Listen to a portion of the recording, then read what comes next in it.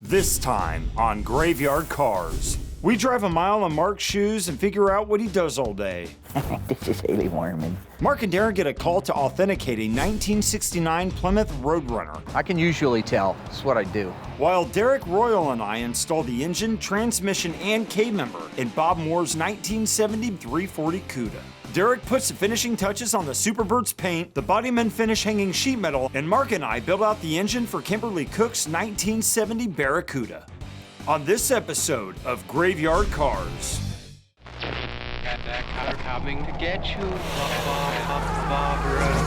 The unburied dead are coming back to life. I'm Mark Worman, and together with the most critical man in the world, Darren Kirkpatrick, Give me a gun! my son-in-law, Josh, Oh, yeah! and my best friend, Roy, Well, all right! we bring dead muscle cars back to life, to exactly the way they were on the day they were born, if we don't kill each other. It's gonna be a bloodbath.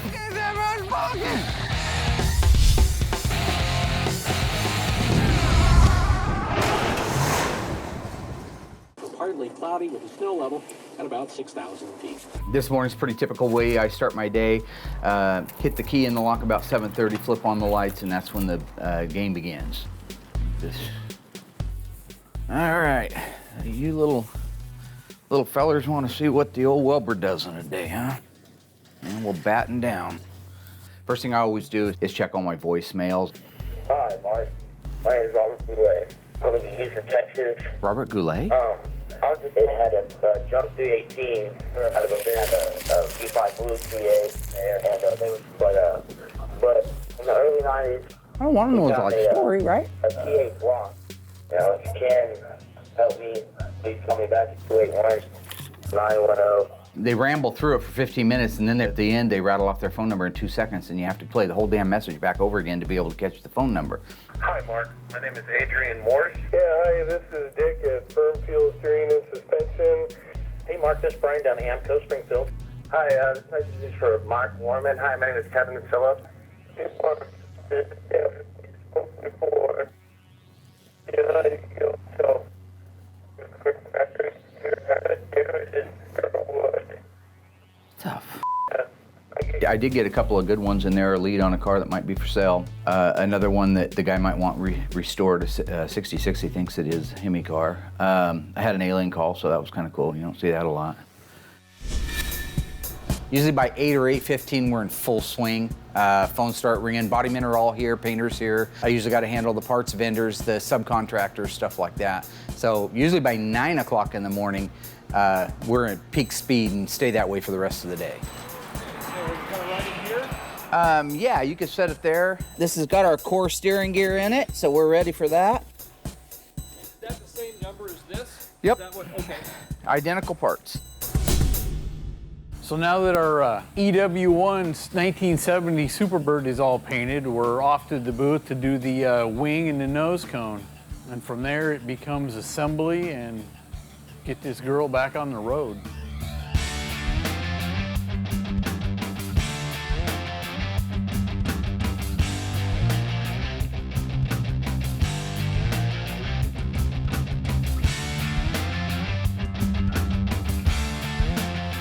It'll be kind of cool to get these parts done because the nose cone and the wing are the two major defining points of the Superbird.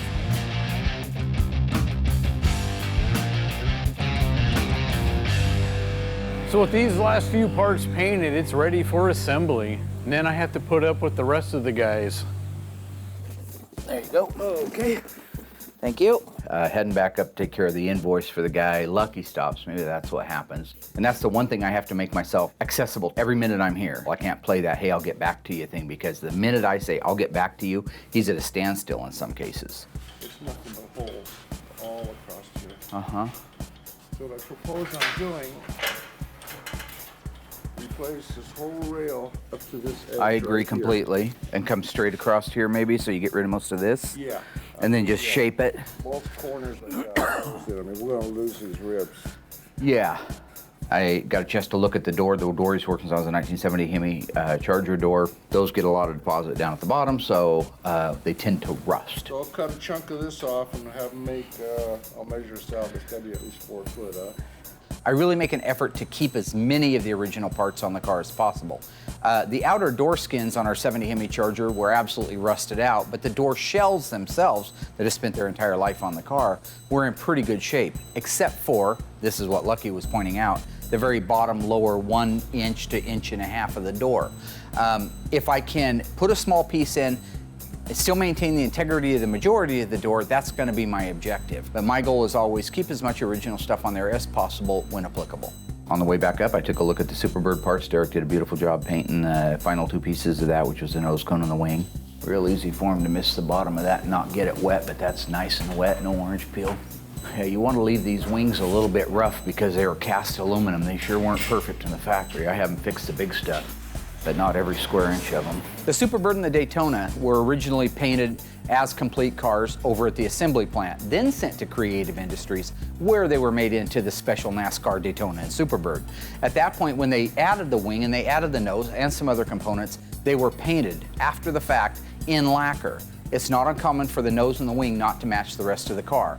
So that's what we did. We changed and played with the color just a little bit so it would have a little different hue than the rest of the Alpine white, and it came out perfect. It came out the way it's supposed to come out.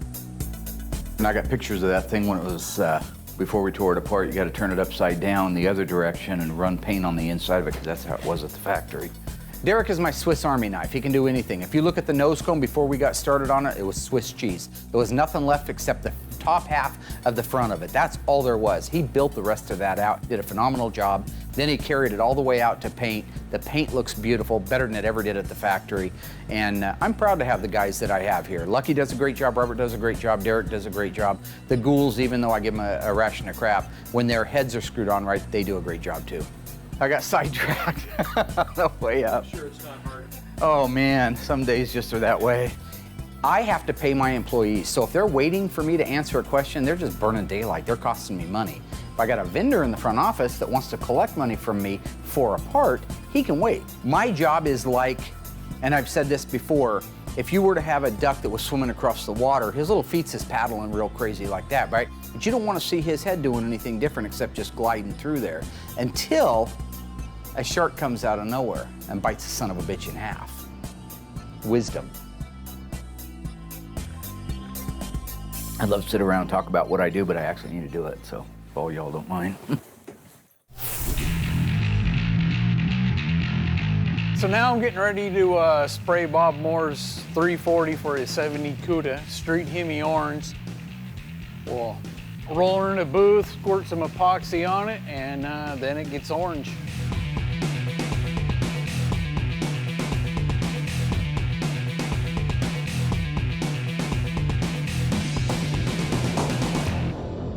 And it's ready for the next step. They just got in a 1969.5 A12 Roadrunner that they would like me to come over and validate. I don't think these are the right mounts, dude. It's fraud. Six-pack on Fraud. The camera crew has decided that they want to drive a mile in my shoes. Derek and Lucky are cranking out work in the shop, and I'm running like Carl Lewis to keep up with QCing their work and staying on task for my own jobs. I have not had a full-blown heart attack yet, but Josh hasn't showed up either. It's awfully quiet in here this morning. See, what I usually like to do, I like to go in there, get my list, and 99% of the time he is on his phone. You know, they came both ways, black and natural, just so you know. Yeah, right, exactly. So I could cheat. You have to sit there and you have to wait for him to even acknowledge that you're a being. Hang on. Tweedledum just walked in the room. It's not nice. This morning he was talking to Tony. I love Tony. Tony's hilarious. But Mark has this egotistical problem, you know, and honestly, Tony's a lot smarter than he is. So Mark puts me down to make himself look a lot smarter to Tony. Did you get the transmission cases blasted? I managed to grab the bell housing, pixie it up. Doesn't have a bell housing. It's not a bell housing, it's the transmission case. You picked up the transmission case. That wasn't the bell housing. No, No, it's they didn't put the bell housing with the automatic transmission so often. No, Tony, this is what I have to put up with on a daily basis. Yeah. Hey, Tony, while I got you on the phone, I'm looking for a bell housing for a Hemi torque flight. That would go back to 58. Yeah. Anyways. Because it was a cast iron. It actually was, right. With a separate bell. This is what I got to put up with on a daily basis. Enjoy. I'm going to work. Bye-bye. Have a nice time in Fantasyland, man. Next time you should pack a bag and stay longer.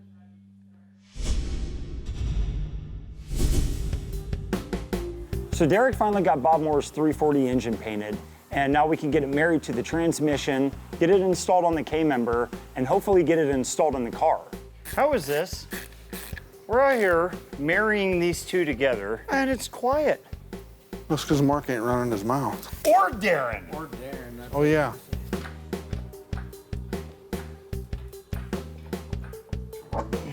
This one's almost in. What the f? That's not right.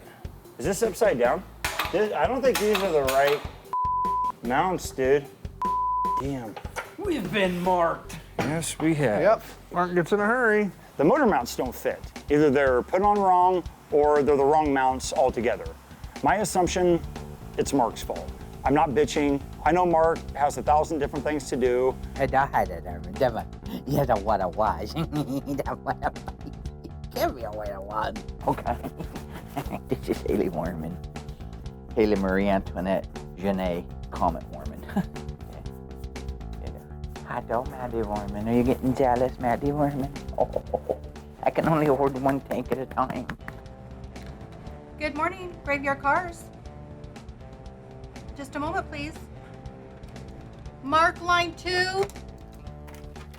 It's Mark. Hey, thank you. All right.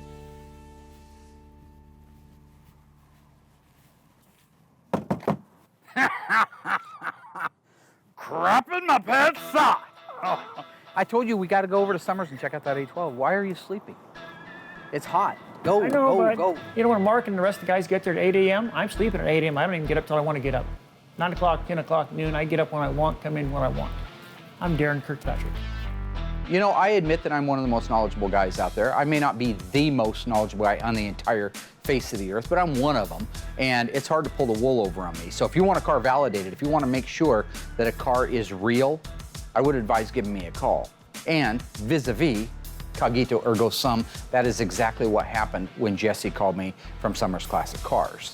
They just got in a 1969.5 A12 Roadrunner that they would like me to come over and validate so that they can sell it with a clear conscience on the internet as being a real M-code A12 446 barrel 4-speed 69.5 Roadrunner. I brought Darren with me because he's a pessimist.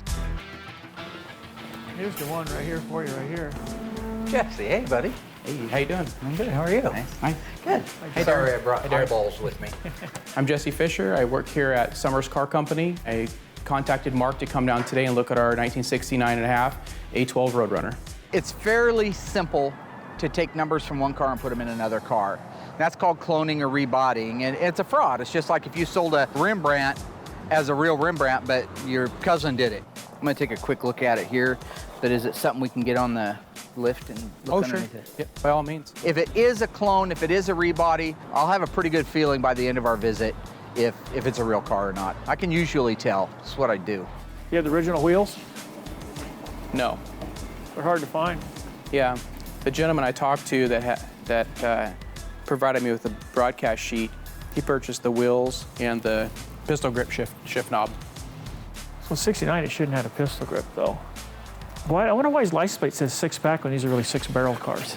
Dodge is a 6-pack.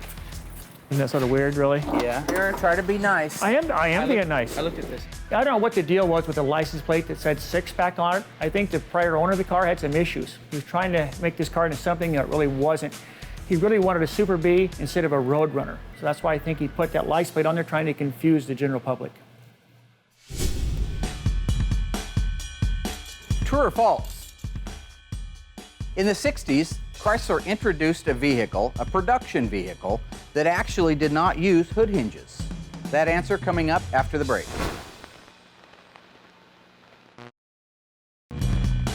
So, did Chrysler actually introduce a production vehicle that used no hood hinges? The answer is true. Known as the 1969.5 Roadrunner and Dodge Superbird, one of many features unique to the A12 model cars was a fiberglass lift-off hood that did not use hood hinges, but rather 4 hood pins that held it in place. That is Mopar all the way. Visit graveyardcars.com to learn more. Sir Hates-A-Lot and I are over at Summers Classic Cars validating a 1969.5 A12 M Code Roadrunner. Back at the shop, the Turd Herd is uniting the 340 and the A727 torque flight to the K-member on the Moore's 1970 Cuda. So right now, Derek, Royal, and myself are trying to marry the engine to the K-member, and the motor mounts seem to be the incorrect size. So we're trying to figure out exactly if that's the case, if that's the scenario. But anyways, we had a roadblock, and now we're happening to backtrack to make sure that we didn't get the wrong motor mounts. See, This could be on upside down. yeah, that's what I thought for a second too. So it looks like the motor mounts are on the wrong side. We just have to take them off, turn them around, swap sides, and we should be good. Okay, we're almost done on mine. That side goes up. My side over here needs to go down just a hair, but I figured since his side's already close. Now that the motor mounts are right, we can drop the motor in the CUDA. You know, Jess wanted Mark to just come over and document the car and make sure it was a real A12 car, tell him what was wrong with the car, tell him what was right with the car, and what he might do to make some improvements, help him in selling the car. Darren, you're the only one I trust to pull those pins like that. It's not easy to do. Not tearing You'd be stuff off, you know what I amazed. mean? A lot of people just like pulling off without pushing the hood down, you know what I mean? Yeah. The Roadrunner and the Superbird, they didn't use hood hinges in the back. These cars were designed to do one thing, and that was go down a quarter mile as fast as possible. So even though they got different wheels on this, originally they just had a black steel rim, no hubcap, no beauty rings, just chrome lug nuts. They had a red line tire on them. They didn't use hood hinges. In the original promo ad stuff, they used a bolster that would go up to about here, and the hood would set on that like at car shows. Typically, it would take 2 people, though, to check the oil. A couple things I always like to verify is the numbers in the radiator support. They should be the last 8 characters of the VIN number, and they should look right and be the right font and in the right location for these cars. They're nice, they're well-defined, they're clean. There's no evidence that anybody's tampered with them, so at least those numbers started out in that core support. So then the next question you want to make sure of is if the core support started life in the car. Because if you took the core support out of a real car and put it in a satellite, then those numbers would look right because they're out of a complete car, and they would have put it in over here or back at the firewall. So I just kind of look around for factory spot welds and things that might be evidence of somebody tampering with it or not tampering with it. I don't see anything underneath here that, you know, give me a reason to worry. All the spot welds are intact. You need the correct radiator, which should be an 054 last 3 characters. Glenray radiator reproduces a beautiful one. They're about $1,200 or $1,300, but they're the right ones. They got the original Chrysler logos. It's a licensed part. The wire separators are wrong on this thing. The wire routing is a little bit wrong. The bolts on the valve covers are just an over-the-counter type thing. But you can buy all of the correct stuff to decorate this out if a guy wanted to do it. Nice. And get you some Hemi orange paint. The PCV valve is wrong. It should have the plastic tri-rib PCV valve in it, and then it gets painted the same actual color as the engine at the same time. Maybe change out the pulley to a black pulley there. Get rid of this weird stuff. This isn't right. Although the 7-blade thermoscussion clutch fan is correct for it with the heavy-duty cooling, which is mandatory with all stick shift cars. And I'd have to confirm this with my book, but I believe it. Any gears lower than 355, I think also automatically got you max cooling. Not lower than 354, huh? 354 is lower than 355s. It's higher. 354. It's higher ratio than 3. I thought you were a Mopar 355, yeah, you're right. You know, Mark is always bragging about his Mopar knowledge. He is very knowledgeable, but he doesn't know everything. And he got the gear ratio situation mixed up, which gears are really higher and which gears are really lower. Actually, the lower the gears, the higher the gear ratio. But then again, Mark's height to weight ratio is messed up also.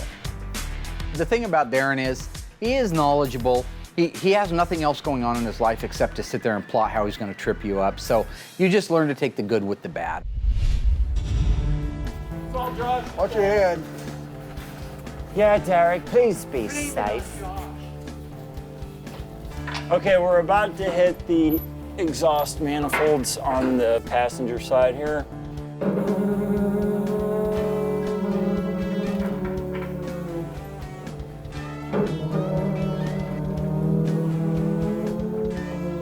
Okay. Oh, what are we? Oh. Oh, I see right here, the gearbox. We didn't chip nothing, did I? The car had orange paint on it, but the car was supposed to be an EF8 green car. Lucky and I are doing all the metal work, and then Mark gets to put the icing on the cake. It's fraud. Six-pack on Fraud. Fairfield Auto Group started in 1986 in Montoursville, Pennsylvania. We sell Dodge, Chrysler, Jeep, Ram, Toyota, Honda, just about anything. If we don't have it, you don't need it.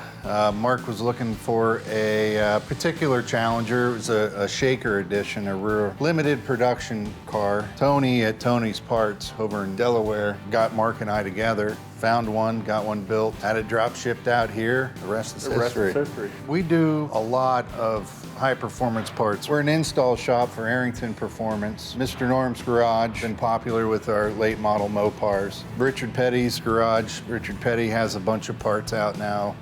And Supercharger dealer for ProCharger, Kenny Bell, and Magnuson. It's definitely a very, very good collaboration between Graveyard Cars and the Fairfield Auto Group. What Mark and the crew have done with these cars is second to none. And I just hope that we could do what he does with these, with the newer cars that, that's out there. Well, it brings old memories back to life. I mean, I grew up with these cars, and this was cool in the day when cool was cool. Absolutely love the Challenger. I wanted a Plum Crazy one, it's Plum Crazy. I wanted a Shaker, it's Shaker with a Hemi. Best call I ever made was to Tony D'Agostino, rock on Tony. He hooked me up with Fairfield. They treated me like a king, gave me the best deal I could ask for. Every mile I put on it, I've absolutely loved it. I don't eat in it, I don't fart in it, I don't do anything weird in it, no animals are allowed in it. I let Royal ride in the passenger seat sometimes, but I keep the window cracked. He's got stinks. Derek painted the final pieces of the Superbird and the 340 engine. Now he and the Dung duo are installing the engine, transmission, and front suspension in the 1970 Cuda.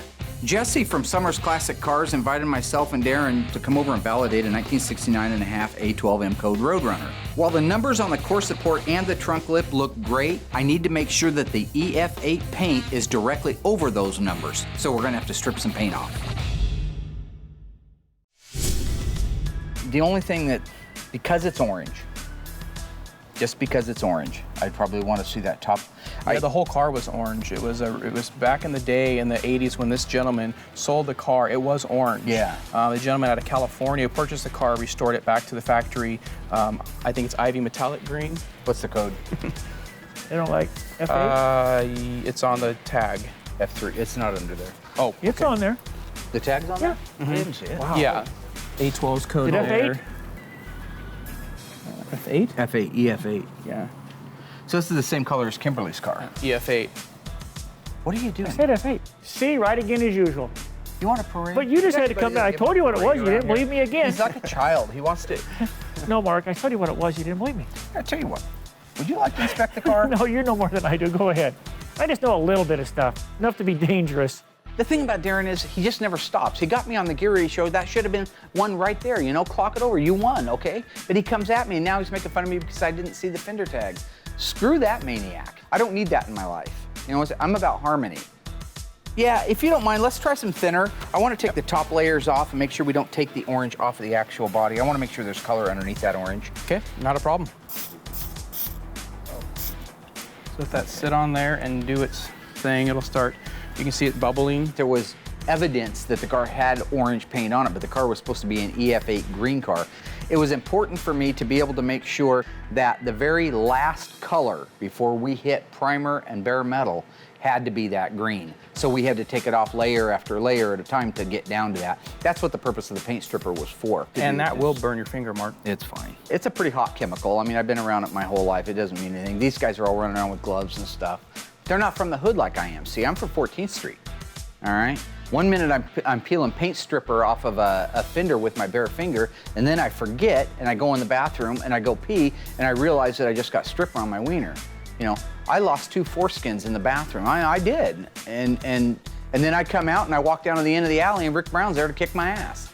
That's a day in the life of Mark Worman, all right? Yeah, dark green. So, then it's orange on top of it. So they just scuffed the whole car and painted it. Good, it's good stuff. And we can continue, want me to continue to take this down to get the full VIN number? Yeah, if you want to. All right. If you want to do it, just probably for documentation. I don't want Darren to break a sweat. Car. Here, Darren, you need to wipe this off. Knock it off, Mark. You're fine, Mary. Mark needs to get over himself. He's not some big macho guy like Bill Goldberg. It's not a big deal putting a paint remover on your finger and putting it on the car. All these people all worried about chemicals and stuff, man. I take baths in paint stripper. Did you just say? Never mind. I didn't chip nothing, did I? No, I'm not even close. Yeah, it needs to come my way. Mark? A little bit. Nope, that's good. Right there? Yep.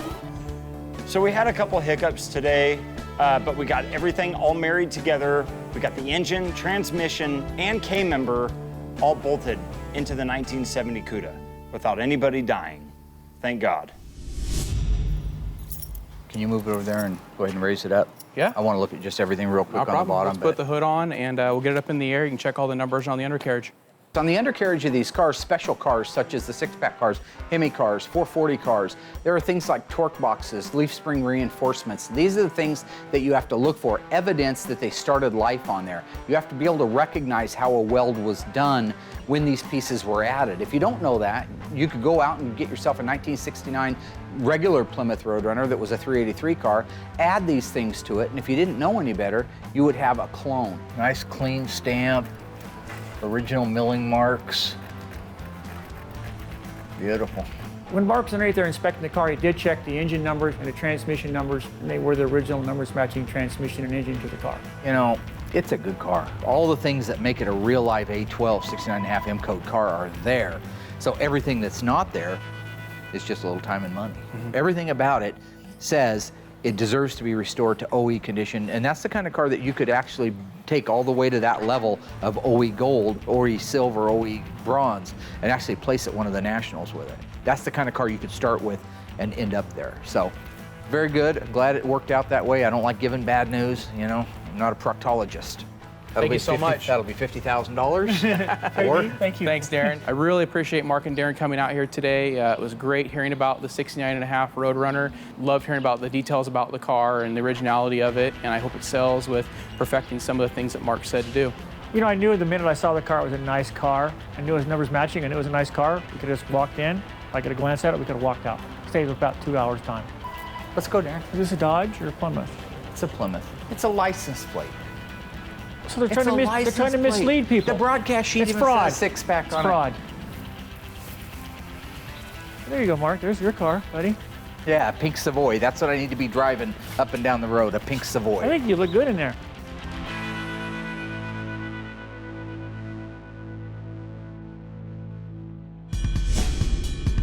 Production on the 1970 Chrysler model vehicles began when? August 1st, 1969, November 1st, 1969, or December 1st, 1970? The answer coming up after the break. Chrysler's scheduled production run began on August 1st of the preceding year of the model of the vehicle and ran through the middle of July of the actual model year. So, you could have a 1970 Dodge Charger that was actually built on August 1st, 1969. Just another interesting fact about Mopar, it's why I love them.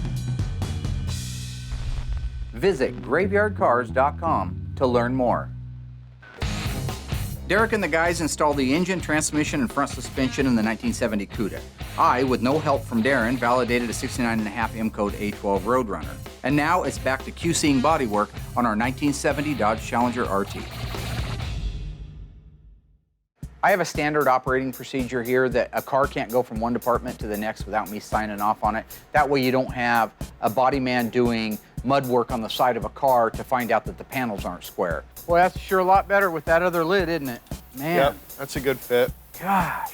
In the case of the 1974 46-pack 4-speed Plum Crazy Challenger for Garth, I got called out. The guy said they were done with the metal work on it. I inspected it, made sure that the panels fit the way they were supposed to, that the spot welds were duplicated, emulated exactly the way they were supposed to, so that it can move over to the next area, which is mud. Okay, so we got the Hemi Charger. That's what you're waiting, chomping at the bit for. Go, you're done with that. We'll do mud. We want to get the metal done on this before we go onto the mud on that. So looks good, guys. Nice work. Really nice. Thank you. Looks good. The car came to me about a year ago. It's from New York. The gentleman who bought the car in 1972 is the father of the man that sent it to me most recently. The father passed away in 2009 and gave it to his son. When the car got here, the engine was frozen solid. That was our biggest concern. The good news is we sent it out to the machine shop. They got the piston unstuck from it.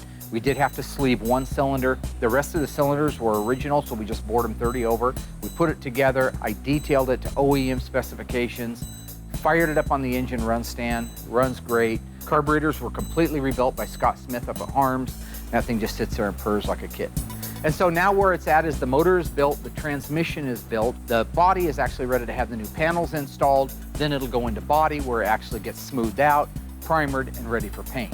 The biggest difference from working on a classic car to a newer car is the metal. The classic cars, we can cut them and weld them and knock them around and beat them with a hammer. Newer cars, the metal's a lot thinner, so we can't really weld it and cut it and treat it the same as we can with a classic car. Like the metal we get from AMD is great. You know, AMD gives us panels and they're kind of made for all of the cars. So we do have to fit, you know, the doors and the deck lids before you do any welding and fit and finish to them. You got to make sure they fit because all the cars are a little bit different. The most important thing, fitting a panel, you want to screw it in place, obviously.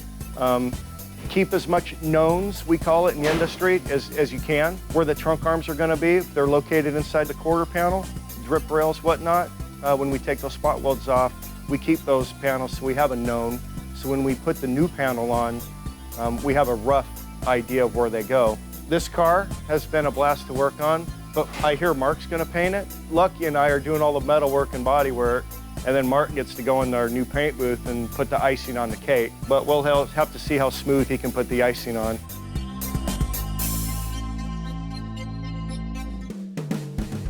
The rear end, media blast, U-bolts and shock plates, okay. Okay, and these are all the brake parts that I have to sandblast so that we can get them put back on. I've got so much stuff to sandblast. So what I think I'm gonna do is I'm gonna start out with the biggest thing first. And I need to keep those separate from the other set, which is the driver's side. I've got my Napa-On lineup, looking for the differential cover. When you walk past my office and you see me sitting on my ass, as Royal would say, he doesn't understand what I'm doing. I'm ordering parts. I'm coordinating for tomorrow and the day after that. And not only do I have to order it, I have to make sure that it comes in and that it's correct. I think he's actually on Facebook.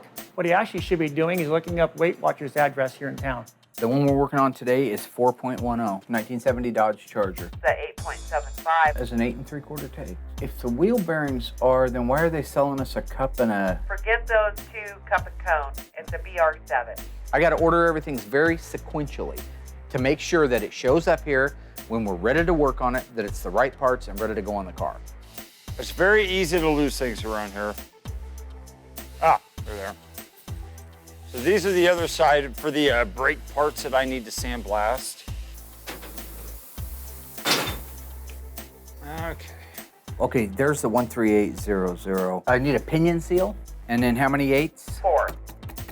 Axle shaft seal. And that's the only choice for 9 3/4. Yeah, you got it. All right, hon, thank you. Okay, thank you. Bye-bye. They can't do it. I send Josh to the local parts store with a Allen-headed bolt. Say, I need 5 of these, and he comes back with an Alan Jackson CD. I don't know what that means. Where's my bolt? You said Alan. Alan bolt!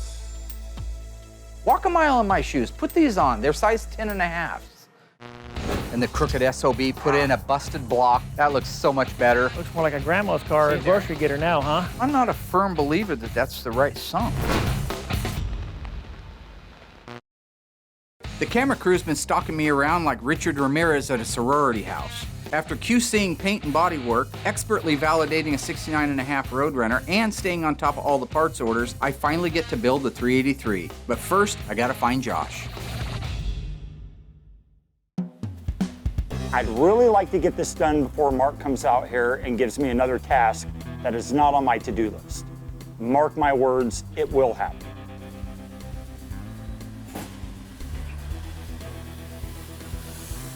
Hey, I need your help on that 383. I need you to clean a few pieces. I told you so. This happens every single time. And you gotta learn how to put the tin and stuff on correctly, so I don't know what you're in the middle of, but we're waiting on the charger. We can't do anything, so I'd like to finish out the long block for Kimberly so I can get it painted blue, so I can marry it to a transmission, put it on an engine stand, marry it together with the suspension, put it inside the car. You know, the things I do every day. While you're standing there like some kind of a freak, like a white trash. Down! Like a white trash version of the Terminator, I was about to say. I don't need help from other people telling me how to set up a rear end or the in-play in an axle or the backlash in a ring and pinion, I don't need the guys here for that. I do, however, need the guys here occasionally for helping me find the parts that I've entrusted to them to detail. I'm not gonna be able to go very far without valve covers. Now, 2 months ago, I gave you the valve covers and asked you to do them. Then a month after that, I reminded you. That's the last time I saw them. Have you seen them?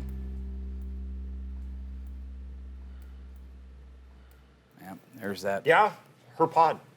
Okay, alrighty, let's just. Because 383 two-barrel are different valve covers than a 383 HP. You know that, right? Yes, I do, Mark. No, you don't. All right, well, this is the stuff that has to get painted on the engine itself, okay? Okay, well, what's that crank for? That's out of the other 383. Remember the engine that the idiot that charged them like thousands of dollars? She wanted to get the car put together so her dad could enjoy it. Right. Because he was sick, remember? So they rushed out and they had this motor put together, and the crooked SOB put in a busted block, a 66 383 busted block, didn't bore it over, used the old original piston, charged them for everything new, and they just had, it was just... That's so messed up. It's messed up. So I, out of the kindness of my stupid old heart, happen to have an L code 383 two-barrel 1970. It's out of a St. Louis car. Hers is a Hamtramck car, but date codes are perfect. Yeah. And I donated it. You're a good man, Charlie Brown. Well, they're good people, too. Makes a difference. Yes, they are. Putting these engines together is a piece of cake. I do it all the time. I don't need the guys' help. I don't need any input. I do need Josh, however, because he knows where the parts are for the engine. I gave them to him to sandblast a while back, so I've got to get his help to help me put that together, but I'm sure in their mind, it means they're saving the day or some amazing thing. See that? Got to watch for that right there. You know what that is? It's warped? Well, the pan's a little bit caved in right here, which is a normal patina I couldn't care less about. But it's more like, well, I'm not a firm believer that that's the right sump. I mean, this looks like an HP one. And that's a non-HP motor, correct? Right, so the pan's the difference between a 5 and a 6 quart pan. Well, there is one out there in their pod. Yeah, let's look at it. So the only slowdown on the motor right now is I had the wrong pickup tube in it. I think it was one for a 440, which are a little bit longer because the pans are a little deeper on the 440 HPs. I got the original one out of the engine, so we're cleaning that out, and Josh is out doing that right now. As soon as he's done, we'll put that in, put the pan on it, we can button up the bottom of it. Right now, I'll just go ahead and keep doing what I can do on it, which is like the oil pump next and water pump and some other things. So.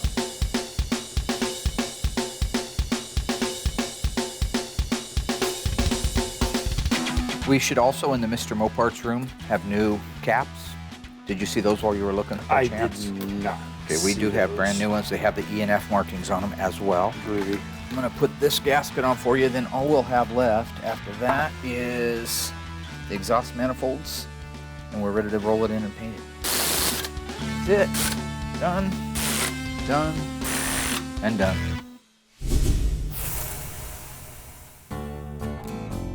I've been really excited about the new shop, and I'm thrilled at the idea that we're growing and moving to the next level. What I'm not as thrilled about it is the amount of time that it consumes of mine. At any given second, I have to hop in my car and drive over there and meet a contractor. Hey, Craig. How you doing, Mark? Good, how are you? Good. You know, Mark's always complaining about his stress level, that it makes him overeat, that he gets bigger and bigger and bigger. You know, if Mark would have just took care of business here at this place, been more organized, he wouldn't have to have a bigger shop like he thinks he needs now. HVAC meeting went really great. Now I've got to meet with the painter. This is the interior painter guy. In a couple of weeks, we'll have our new airlines in from Rapid Air. They're a beautiful blue. They're aluminum, 1.5 inches around the perimeter, 1-inch drops. I just want this place to look like we take pride in what we're doing. We can start tomorrow. Start tomorrow, okay. All right, I'll get all the cars moved into the middle tonight, everything off of the walls, and if we can get it white by Saturday, then we'll start putting our pipe in. That will work. All right, awesome, thanks, brother. You're welcome. Okay, next stop for me is back to the shop and rock and roll and get on the rest of the forest fires.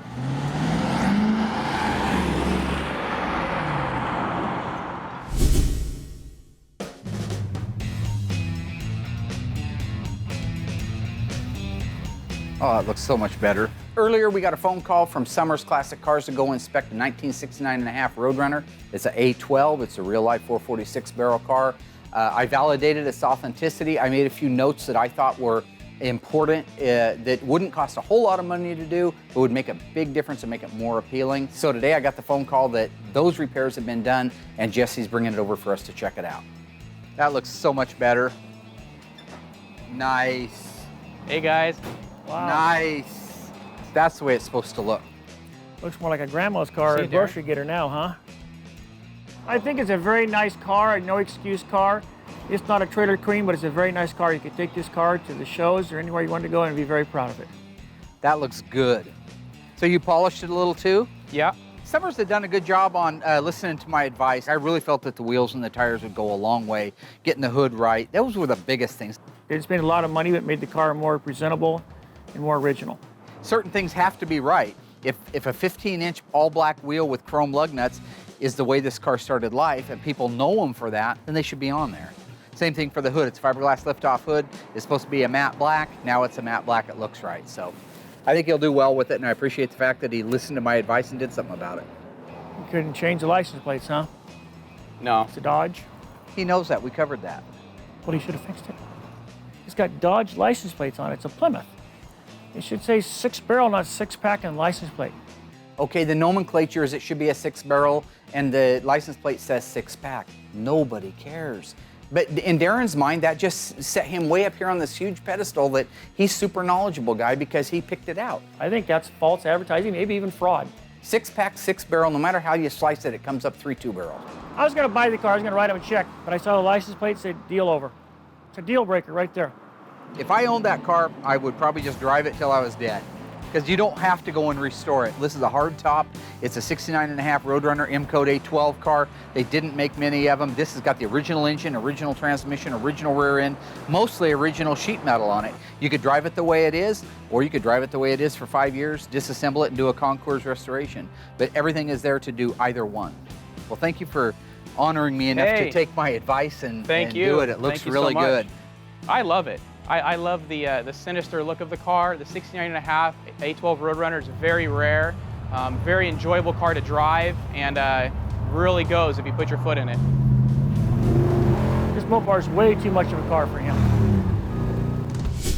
Next time on Graveyard Cars, Derek and I work on the rear end of the Walton's 1972 Rally Charger. Larry gets the vinyl top installed, Derek and myself get the dash put together, and Mark struggles with the decision of making the emblems on the car match his pictures or how the factory intended them to appear. We get the rear lights, exhaust, door panels, back seats, trim moldings, carpet, and windshield wipers installed. But that's not going to mean anything unless we get this engine running. Find out on the next episode of Graveyard Cars.